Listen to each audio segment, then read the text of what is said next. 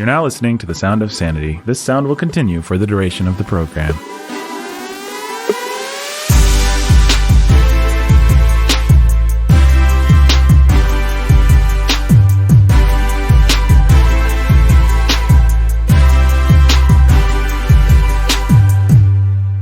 Hey everybody, welcome to Sound of Sanity. My name is Nathan. I am your humble and obedient host, and I feel exactly what Ben and Jake are going through right now.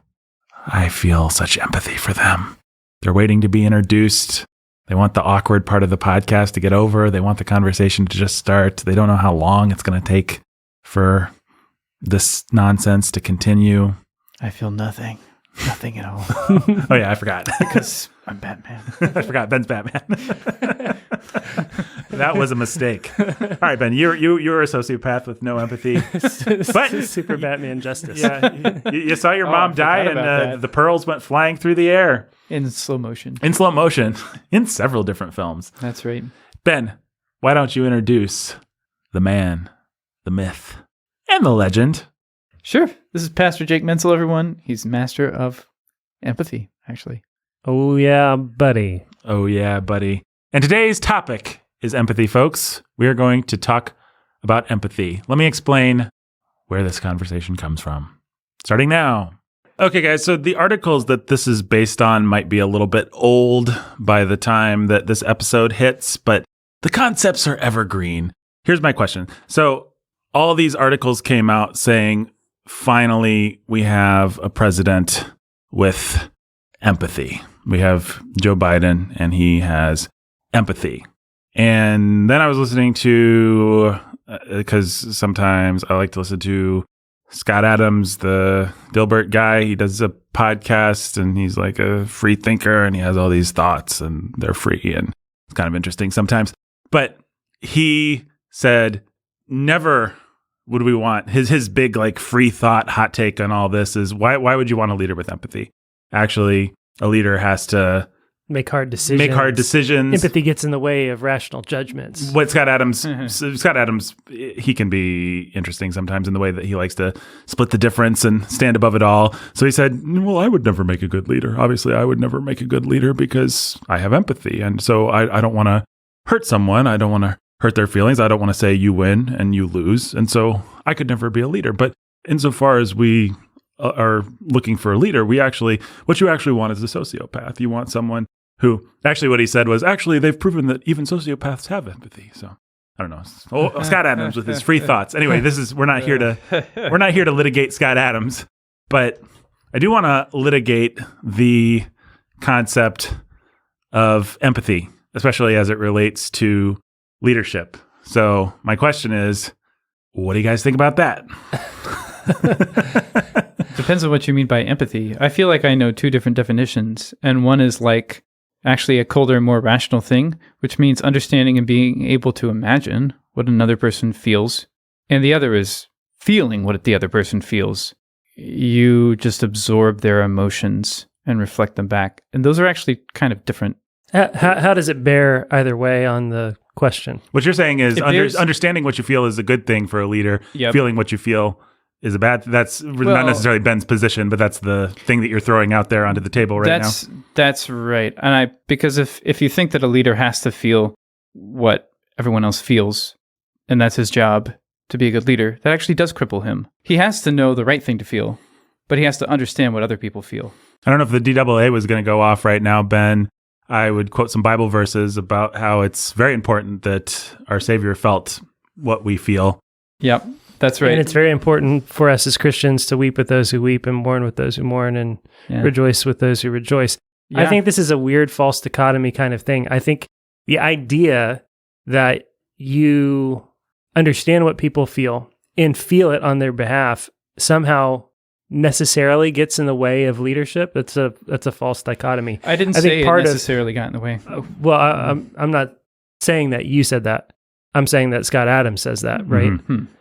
And the idea that you either have to be hardened and calloused to make hard decisions, or you will necessarily make bad decisions because you feel for other people. Right. It just doesn't have to work that way. I think that's silly and wooden and small-minded. There's a story about Winston Churchill, and I don't know how empathetic Winston Churchill really was, but he made a decision on at least one occasion, I think, to allow certain cities, England, to be bombed because they had decoded the German codes. Mm-hmm. And they were being very careful and strategic in how they used the information they decoded.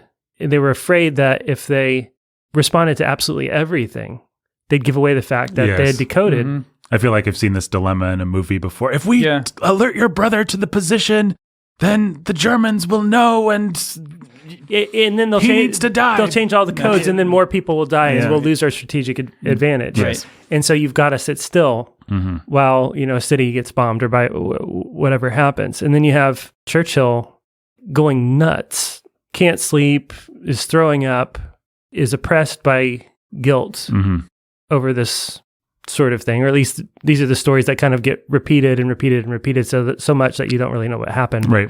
The point being, he made a hard decision. He had to make a hard decision. I think leaders often have to make hard decisions, and it doesn't stop them from feeling for people or feeling what they feel. I think it enhances and gives integrity to the hard decisions that they have to make if they're making those decisions with wisdom and honesty and justice. I feel like where the distinction I was pulling up might come in handy is to say, especially in response to your brief devil's advocate thing, Jesus understood the Pharisees would feel woe and grief when he judged them, and they were revealed to be hypocrites, judged for their sins. But he wasn't like, oh, I feel the sorrow of he felt the sorrow of his people. He felt the sorrow of those who the Pharisees led to destruction. An easier one would be like, what about the psalmist when he talks about Babylon and dashing the children of Babylon against the rocks? Well, he's not empathizing with Babylon. So it feels like there's something to this distinction, like, it depends on whose feelings you're going to feel. Are you going to empathize with the guy you shoot when he comes to rob and rape in the middle of the night?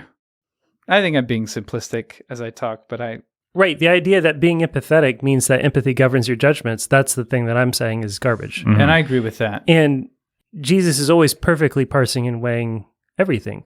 So when he's dealing with the Pharisees, does empathizing with where they're coming from, does that in any way trump the fact that there is a man here with a withered hand that they are callously saying, well, you shouldn't heal him because it's the Lord's Day? He's weighing it all. His sympathies are always running towards the weak and the oppressed. And so he's making judgments that are just and that are looking at the whole picture. And so, in that case, in Mark, and he's angry with them. Yep. Because they have no empathy and no sympathy for the man with the withered hand. I think however you define it, in the right context, Jesus actually does. I mean, it's not like he doesn't have a heart for Pharisees who shows repentance. Nicodemus is going to come and Jesus is going to talk with him. And what do they need to hear in order to repent? You can't. You brood of vipers. You can't separate that. You can't reality. Separate that. Right. You can't pretend like Jesus is just being callous towards the Pharisees and empathetic towards those that they're oppressing. Oppressors need hard words in order to be shaken awake. Right? Like, why would Jesus bother pronouncing woes on them? Well, you could say, for the sake of the people that are there listening. That's right. Which is also true. And you could also say, because he needs to rile them up so they'll kill him. Yeah. You could make that argument. So that God's will would be done, Jake. Yeah, I mean... That would be the jerk devil's advocate. You can, and people do. That would be the jerk devil's advocate. People do. But also, it so happens in God's economy that's also the most loving and compassionate thing for them to hear. That's right. I mean, he has to be a righteous witness, which means declaiming against the evil things they're doing. He has to love people, which means declaiming against the things they're doing. And his righteousness is what's going to lead to his death at their hands. So it all fits together in God's plan. I think one thing I'm reacting to though, is that in our culture, being empathetic doesn't mean not being harsh, in the judgment of our culture and a lot of our Christian culture, not talking as Jesus does. Because people's idea of empathy is like, well, an empathetic person wouldn't talk to Pharisees like, you brood of vipers. Well, the whole reason we're talking about this is Joe Biden is a very empathetic man. I mean, he has 2 dogs. Yeah, this is where it started, because he has 2 dogs. Well, and because he wants to hike the minimum wage. Because people out there are starving, and Joe Biden feels it, and President Trump never did. I mean, that's what these articles would say. The evil Republican jerks and bigots and white supremacists, they don't feel sorry for the little guy. Joe Biden does. So it's the age of empathy now. 2021 began 4 years of empathy. Hopefully 8. Hopefully. Mm-hmm. So he's empathetic because he's going to, raise the minimum wage because he has these dogs. Why else? What else are they saying? Can we just talk about raising the minimum wage? Sure. They announced, a study says, it'll pull 1 million people out of poverty. And the same study said, also, it will cost 1.3 million jobs. Right. And the reality is, all of the most powerful oligarchs, the tech oligarchs, the big companies, Jeff Bezos, Tim Cook, they have made bank during this pandemic. Net worth has shot up for all of the people at the top of the heap by the trillions. $15 an hour put small businesses out of work. Meanwhile, Walmart's announcing that they're replacing people with robots in their distribution centers to make things more efficient and cost effective. And a Walmart I was in said, we're going to do away with all the cashiers and have all automatic checkouts. Well, yeah, because Walmart can afford to do that. Yeah. And Mom and Pop's Bakery, though, they have to pay $15 an hour, which is above the average, in certain places. They're just not going to toast. Yeah, they're toast. Oh, now we have to charge $30 for pizza at our Mom and Pop pizza place. Like, nobody's going to order from Papa pizza. John's, man. Yeah, I'm not ordering from Mom and Papa's pizza place. I'm ordering from Papa John's if it's the difference between $30 and $5 because they have an automated system and they were able to survive this. I mean, it's the empathy that causes us Biden to cancel, what is it, the XL pipeline that's thing? How many millions of people out of a job? Yeah, so what we're really talking about is prizing the appearance of empathy.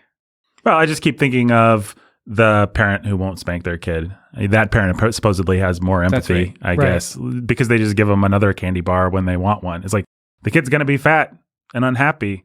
You were able to be compassionate, I guess, in a certain sense, with the fact that in the very short, immediate term, they would be sad for a minute. But did your compassion extend beyond that? And was it therefore, in any sense of the word, compassion? Yeah. Was it empathy?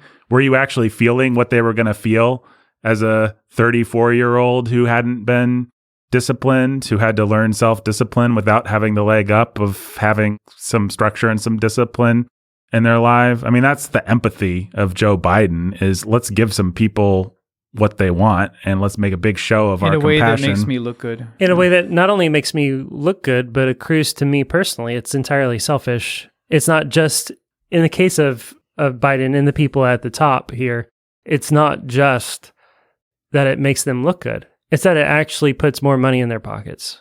It's that same selfishness as a parent where I don't have the hassle of disciplining you. I get to look good. I get to tell people I don't spank. You have never been spanked. I get to tell you I've never raised a hand to you in your life. I get to hold that over you and guilt you. And for the moment you like me. And I just keep getting the peace that I want now. Until age 3, maybe. Well, yeah. There's always a reckoning coming at some point down the line. And it comes, and sometimes it snowballs. And with kids, it can snowball early. But one way or another, it comes. Yeah. And you see this all the time too, especially in cases of divorce where the custodial parent fills the responsibility of disciplinarian, and then the non-custodial parent becomes cool uncle or cool aunt and is using things, and it can work both ways, but often it's the case that the custodial parent is the more responsible one. That's why they got custody, or they just feel the responsibility because they have custody. And so then what happens is I don't have responsibility, and so I don't take responsibility, and I get to buy you off and try to pit you against that other parent. That always has a reckoning too that comes down the line. This is just the way that we work. Yeah, and so I think to tie it back to the subject of empathy specifically, if we're going to take it to the mundane level of parenting, you can be like, oh, yeah, I know it hurts to get spanked, and I feel it. I'm sorry about it. But then I think there is a sense in which, in the moment, you are steeling yourself. You are saying, I'm going to feel a little bit less That's right. of what I might be tempted to feel about this spanking right now because I just need to get this job done. And that's where it gets maybe a little tricky because you don't want to be callous. You don't want to be wooden. There's so many different directions to go wrong in. I mean, if we stick with the spanking example, we all know the parents who are just almost sadistically gleeful or gung-ho or, yes, we spank and it's time for another spanking and isn't it wonderful? And I don't feel a thing. In fact, I enjoy it because I'm obeying God when I think we've all met that person. And I think empathy is supposed to be a tool. I think that's where some of my reason for having this possible distinction in my head is I listened to an interview on a different podcast about some folks who work with terrorists who do terrorist interrogation. And they were talking about how empathy, the way they use it, is it's a cold virtue. Because what they're doing is they're asking terrorists questions in ways that communicate, listen, I hear your story. I understand it. I'm entering inside your world, so to speak, in a sense. But that doesn't mean I have warm feelings towards you. You're a terrorist. It doesn't mean we're not going to execute you. You're a terrorist. It means I know how to talk to you in a way that is effective. Yeah, but and that's different than actually caring. Right. Which brings us back to Joe Biden. Right. What he's doing is not actually caring. Do you think that Joe Biden actually does care as much as the mother who doesn't want to spank because she's just wrapped up in the fact that her child feels pain? Oh, certainly could be. Do you think that? No. Do you think he's just a cynical? He's been in politics, career politician. He's been in politics for 50 years, and he's lied himself in and out of corners and flip-flopped his positions. And true. He's learned how to posture himself, and he's adopted a posture that allows him to come across as Grandpa Joe, who's tender and compassionate. And he's played those cards his whole career. I just don't believe for a second that he's Mr. Compassion. And if he were Mr. Compassion, let's take a second and start with the most vulnerable among us. Yeah, you can't be that bloodthirsty. Yeah. 2 seconds before you're out of the womb or after you're out of the womb, we will cut you up and kill you. Yeah. And that's that's babies. Yeah. Forget it. There's no compassion in that man. No. No. I'm sure that he loves his dogs and is sure that Hunter and his kids protects them from investigation. But Jake, if he stepped on his dog's paw, he'd probably almost cry because he would feel the pain that the dog felt in that moment and be so sorry that, you know what I mean? Well, one way that I think people deal cathartically with the guilt that they feel over things like abortion is by making a big show, not even for other people, but just for themselves, making a big show of their compassion in other places. Jake and I have talked about this before on the Bookening. I think we were trying to, my new favorite word, litigate A Christmas Carol and Tiny Tim and the awful maudlin. That is your new favorite word. That is my new favorite word. We're trying to. I almost made fun of you at the start of this when you're like, I don't want to litigate this. I want to litigate that. No. Yeah, no. I love to litigate, guys. You know me, Mr. Litigation. Trying to litigate old Tiny Tim and how obnoxious. And if people have seen movies and maybe they like Tiny Tim, in the book, he's 100 times more sentimental. It's like, an angel was among us. And it's like, it's borderline blasphemous the way Tiny Tim is just like this Christ-like figure. It's pretty obnoxious. So anyway. That's just Dickens. Yeah. Plus it's Dickens. Jake's favorite author. We were trying to litigate why Victorians are so sentimental about women, and then especially like Mina Harker and Lucy and Dracula. It's so shallow and sentimental the way the women characters, and then especially with children like Tiny Tim, there's halos around them, and we're trying to figure that out. And where we got was, oh yeah, that culture was brutal to children. Like they were being exploited in these workhouses, and this was a nasty culture for children. And so of course everybody's going to make a big show of their compassion, including Karl Marx, for that matter. Yeah, looking at the same workhouse conditions and being spurred on all the more to write his masterpiece, while his own wife and children starved. Well, yes, the most popular fictional character of the last 2 years is right behind you, hanging on the wall. Baby Yoda. Popular enough to be hanging on the wall in our studio, folks. We love Baby Yoda. Grogu, we should say. Why is that? I think it's all connected. And it's, some of it is just the universal. Kids are cute and lovable. Some of it also is just maybe we feel bad. No, I mean, especially if your audience is man children and the women children that they marry. And these are the people that don't, I mean, no offense. I like Star Wars. We do podcasts on Star Wars. We don't have to be a man child to watch Star Wars, blah, blah, blah. But if your primary audience is actual children and man children and women children who are afraid to have babies and who are willing to pay to kill their babies, throw a cute baby in there. It's pretty cathartic. Mm-hmm. You can't find a woman who doesn't love Baby Yoda. I mean, it is the master stroke of that show. Like, that show appeals to everybody because Baby Yoda is always going to do something cute. Did you hate Star Wars? Do you think you hate Star Wars? There are husbands around the world that are like, yo, finally, I can get my wife to watch Star Wars with me. I just need to get her to see Baby Yoda be cute for half a second. Mm-hmm. And now she's entered into a larger world. Mm-hmm. Yes. Taking her first steps.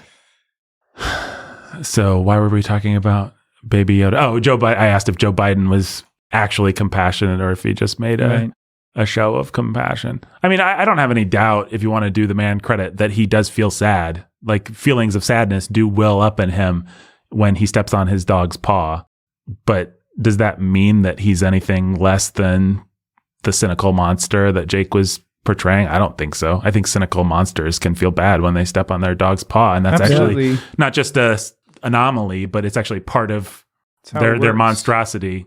Yeah, they're still human. Yeah. And so they've got to do something with that, with those impulses, or channel them in a direction. Okay, so here's my next question. When I'm talking to Ben, let's say, and he has a sin, and I don't want to tell him about it, is that messed up empathy? It may be messed up empathy.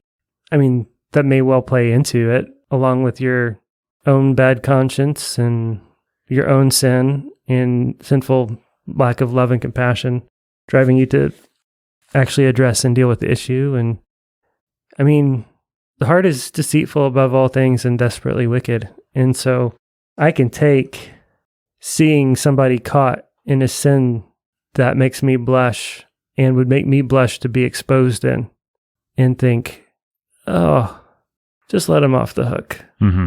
It's too much pain for anyone to endure. And sometimes those impulses actually can be right, but oftentimes it's just us not wanting to deal with things. Yeah. I mean, I think that's true. I also think, for my part at least, I suspect there's a lot of things that I call empathy, or that I would be willing to own even as messed up empathy, that actually just come down to pride.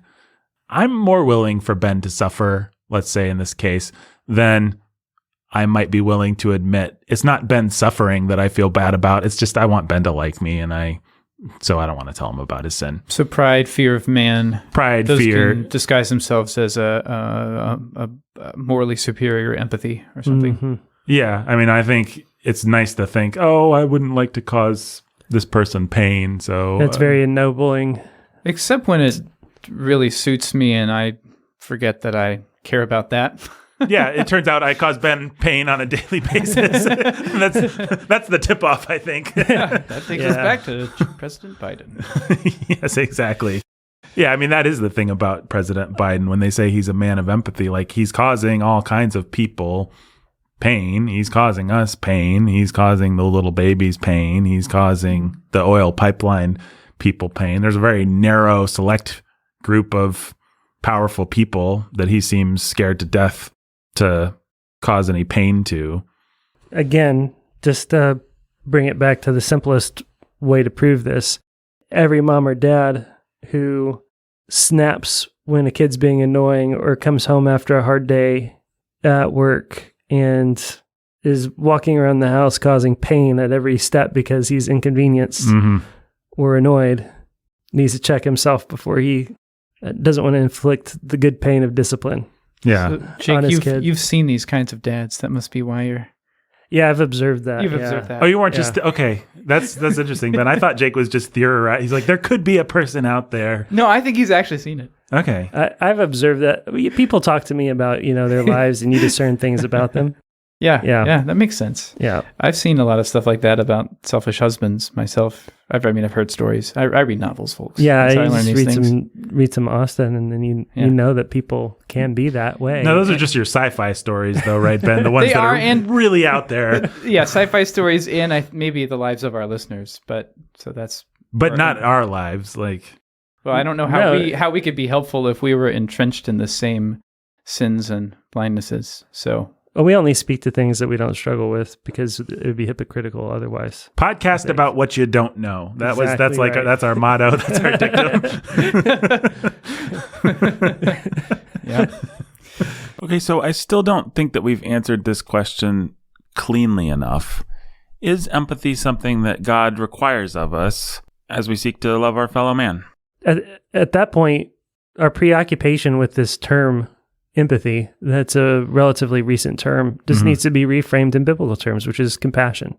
Right. Mm-hmm. Right? Compassion is understanding the needs of others and moving towards them at the point of their suffering, right? Understanding how people feel. It's relating to them. And feeling. And it is. It is has a feeling component. David and Jonathan wept. Paul, Jesus wept. Jesus quite wept. famously. Paul and the Ephesian elders, right? All throughout Scripture and history, you see men weeping. It's not different than the dude who's like tied up in knots about whether or not his obedience is coming from faith. Mm-hmm. He defines faith as a feeling, and then he gets tied up in, do I feel like I'm having faith? Gets wrapped in knots. And what you have to tell him is, wait. Okay, obedience does have to come from the heart, but do you want to obey God? Is that the point? Is that why you're all bound up in knots? Is because you want to obey God and be pleasing to him? Just do what he says. Yeah. Just do what he says, because that's what faith, God is God. God's word is true. This is what he's commanded. I want to do what he's commanded, therefore I'm going to do what he's commanded. Right. Hey, it can be that simple. It doesn't have to be this like... Did I mourn with the person who mourned? I don't know. Did you visit the hospital or not?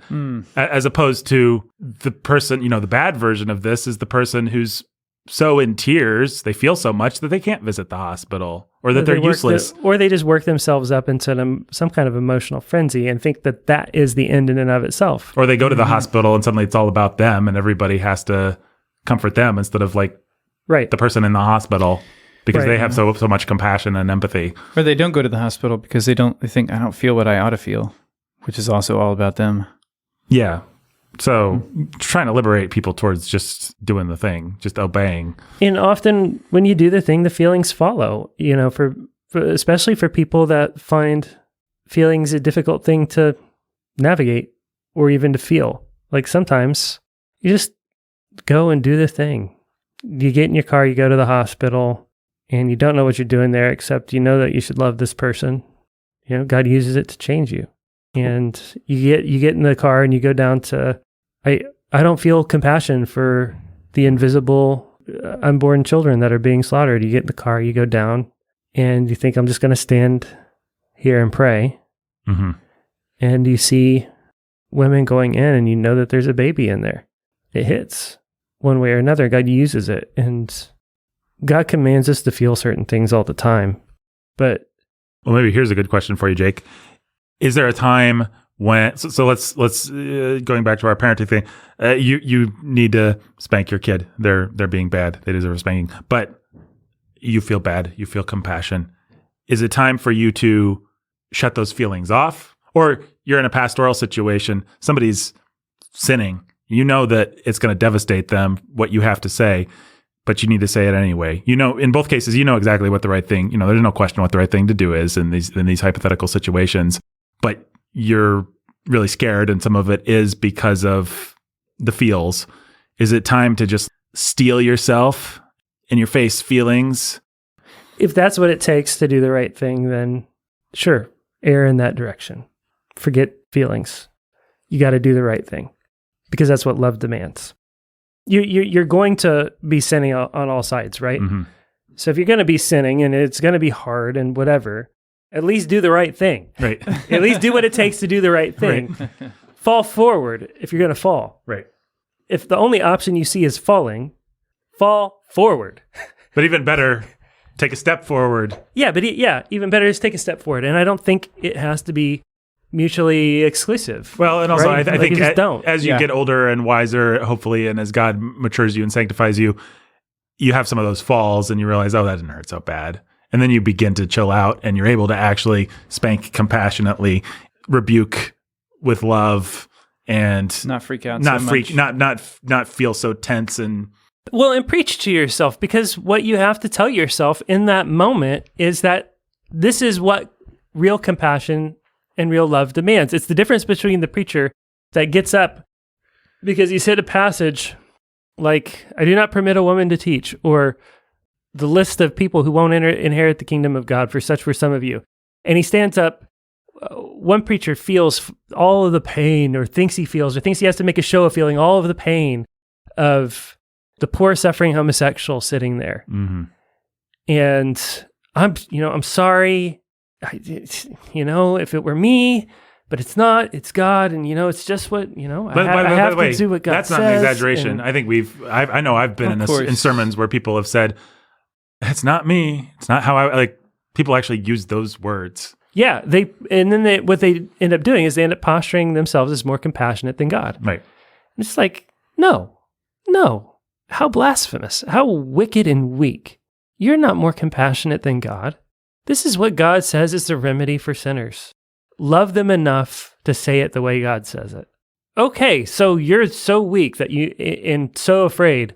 I think this really is what we're talking about. You're so weak and so timid and so afraid and so desiring of the praise of men that you're going to set yourself up in opposition to God in order to have the guts to say what God says. Here's an idea.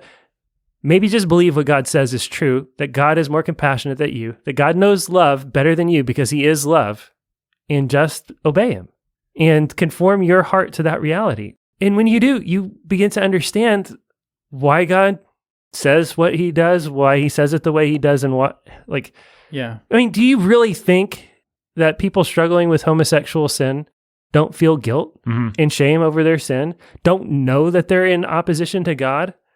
They know, they feel it all the time. That's why drugs are so rampant in the homosexual community, is because they're trying to numb themselves to the reality of the degradation that they live in, the squalor, the sin, the rebellion that they live in. And it's why they can't stand to hear you say anything, because their conscience is so raw. And so, here's the thing. When you want to minister to homosexuals, and you try to turn around and soft pedal and accommodate their sin, they're going to despise you. That's what I was thinking. Yeah. It's a little bit. They always do. They don't like that. I mean, it is actually the same as the kid who gets a spanking and then gets a super spiritual kind of apology. Billy, I had to do that. But it hurts me more than it hurts It's you. like, just shut up and spank me, please. I don't love me enough to just do the thing, right? Then let's move on.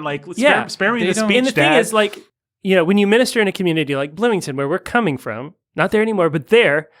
Man, the number of people in our church up there who have come out of homosexuality, it's not because somebody stood up there and cried and empathized, as we would say, or as we've been saying, and as it's been used in this podcast. It's because somebody had the guts to say, hey, stop sinning against God and yourself. Right. And that may not be empathy, but it is compassion. Mm-hmm. Right. Well, they know. They just need to hear it. How many times have you been in a sin against your conscience and you know it and you're just too weak? And then somebody comes up to you and just says to your face the thing that you know. And what a cold drink of water in the middle of the desert. Yeah, what relief. So relieving. Yeah. I can give up the charade. Yeah. It's going to be okay. And what a relief. What a relief to just be free to acknowledge and to stop lying to myself and to everyone else about the reality that God is God and God is right in condemning what I've been doing and all the ways I've been fighting against him. I need to stop. So that's one bad way of failing forward that's really failing backwards, probably, in most of the examples. Well, but it highlights the false tension that I think people think they feel over this sort of thing, where what you actually have to do is just get over false compassion.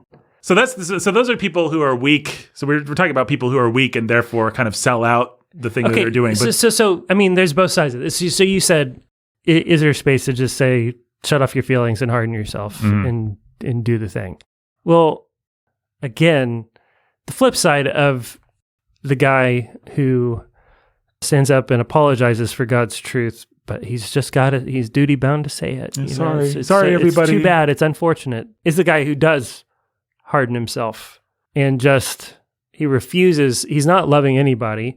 He's loving only himself and operating only for the sake of his own conscience. And he gets up and he just callously, boldly, woodenly, this is what God says. And he rails or whatever, but it's about his own personal catharsis because he doesn't want to have to feel anything about what God says. And he doesn't want to have to care about any real people. He just wants to say the thing that's in front of him. Those are the extremes, right? But people do that. You can hear that in the pulpit. You can also see it down at the abortion clinic. If you ever go down, protest or pray, there's always going to be that guy. Maybe not always, but often there'll be that guy who's just there, guilt, rage, railing. Screaming about hell and judgment and all this sort of thing. Yeah. And you can preach, and you can preach about hell and judgment out of compassion, or you can do it because you've hardened yourself and you want to have a good conscience and no blood on your hands, and you've got your little formula sheet that you're working or whatever that's all about you. Now, whenever we try to love people, we are going to fail in either one of those directions, and sometimes both often both in the same conversation. But we should be aiming at that, at the excluded middle of just loving people and loving people enough to tell them hard things. Yeah, and doing the best we can. Because either of those things, either the hardening or the softening, is just, you just excuse yourself from the responsibility of actually loving the person. When it comes to feelings, so much of it comes down to simple proportionality too. Yeah, I can understand it hurts when my kid gets a spanking, but also I understand it's not the end of the world, and they're going to be like playing in 2 minutes, and there are worse things. And there are worse things. Like continuing down a destructive path. So it's not just ordering your emotions, making sure you feel the right things. It's also making sure you feel the right amount of the right things. Right. It's disciplining your emotions so that they are actually in proportion to their object, which is pretty complicated. Yeah. I mean, like I was saying, a spanking in the grand scheme of things hurts a little bit for a short time. So I will feel a little bit bad for the kid as I weigh the necessity of discipline against my natural sympathy for his pain. You know, that's what would make sense. But the problem, of course, is that none of us do feel exactly in proportion to the precise nature of reality. We bring all kinds of things to our feelings. Objectively speaking, again, a spanking might hurt little Billy for a very short period of time, and he might not mind that much, grand scheme of things. But right. My daddy was harsh with me, or I've listened to a lot of lies that society tells, or whatever. So many different things go into making us, and so many different things go into our feelings of empathy and make them inaccurate, make them not a fair representation of how little Billy feels. I think I'm feeling little Billy's feelings, but I'm actually feeling my own feelings, which have very little to do with how little Billy feels. A disclaimer, there actually isn't a little Billy in my life, although little Theo's on her way, so all the spankings that I have to give are basically in the future. But I have had to give a lot of rebukes, and I think for all sorts of reasons, I tend to assume the person is much more hurt than they actually are. My sins, my own damaged psyche, my weaknesses, my past, my present, my future, these go into everything, and they make me a poor judge of what the person is feeling in some ways. In my case, for some people, they might make them a poor judge, like they don't realize enough how someone's feeling. But in my case, I heighten it. I assume the person is feeling more than they actually are. So proportionality. Now, we could spend a whole nother podcast talking about this. The question is, how do I modulate my feelings so that they accurately reflect reality? And the TLDR answer to that is, that's the work of a lifetime. Right? Yeah. That's the work of prayer. That's the work of reading your Bible. That's the work of going to church and being with the people of God and keying off of them. It's caught, not taught. You have to watch other people, see how they react to things. Oh, well, this is the amount of gravitas that dad brings to disciplining his son. I've now seen this. This is how a mom handles disciplining her daughter. This is how you handle this kind of rebuke. This is about how you feel when you have to do this kind of thing. These are things that we have to observe and that we have to soak in. All right, guys, is there anything else that you want to say about empathy? I don't think so. I can imagine somebody listening saying, wow, guys, you sure did a good job of talking out of both sides of your mouth the entire episode. Just to be very clear, what's the one thing that we said and what's the other thing we said and how do we put those together? Thing A is, don't worry too much about your feelings. Just worry about being obedient. And thing B is? Feel all the things in the right way, but you're going to screw up. Yep. Right.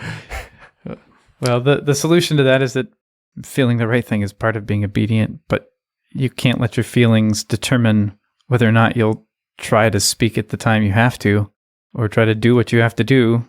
It's just hard. I mean, if people want a formula, I think it's do A so that you can strive towards B. Yeah. Is that good? That's good. Go do the right thing, obey, and your feelings will follow, but also work on your feelings and also just chillax a little bit. Yeah.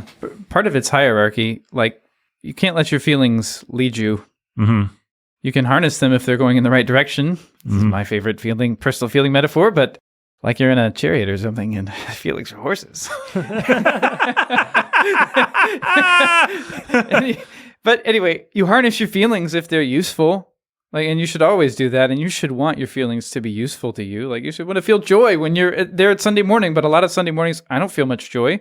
And just singing as loud as I can and being like, I'm going to look like an idiot, but I'm not going to care, will lead to more joy. Mm-hmm. So in that sense, it both really matters what you feel, and it really doesn't. Both at the same time, but in a different sense. Yeah. And you're going to have Sundays where you're off, and you're going to have Sundays where you feel in a little bit more, and that's okay. But also, if you never feel anything, you might want to check yourself before you wreck yourself. Right. Like the guy in the chariot. Right. If your horses are just lying dead in a ditch, there's a problem. If they won't stop when you pull on the reins. But, sometimes the horses are a little more tired than other days. Whatever. All right. Well, if this podcast was a chariot drawn by the horses of good conversation. Wow. Those horses are pulling us across the finish line to the credits, where we say that this podcast was produced by me, executive produced by Jake, and me, associate produced by Mr. Benjamin Sulzer, the one and only. Go to patreon.com/Sound of Sanity for more little Sanity Bite discussions and videos, and to give us some money to continue making this program. Until next time, folks. Stay sane.